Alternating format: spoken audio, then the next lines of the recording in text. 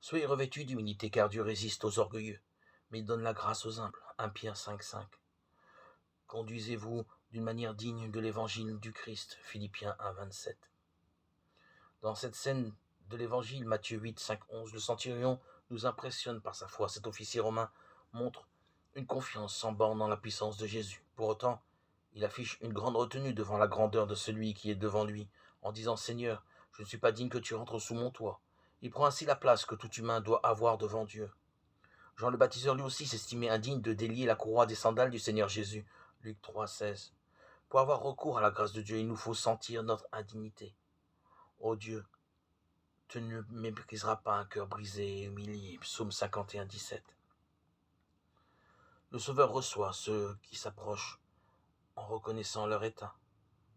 Lorsque nous acceptons Jésus pour notre Sauveur, nous recevons par grâce le pardon des péchés et une nouvelle nature, la même que la sienne. Nous sommes placés dans une nouvelle position devant Dieu. Je nous donne une réelle dignité qui ne vient pas de nous, mais de Dieu.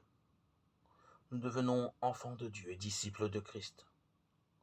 En conséquence, nous sommes invités à nous conduire d'une manière digne du Seigneur. Colossiens 1,10. Digne de Dieu. 1 Thessaloniciens 2,12. Digne de l'Évangile. Philippiens 1,27. Ne prétendons pas être dignes de quoi que ce soit devant Dieu pour nos qualités naturelles. Acceptons la dignité que Dieu nous donne et vivons en accord avec cette proposition que Dieu nous a faite, le suivre. Sachons que cette position est privilégiée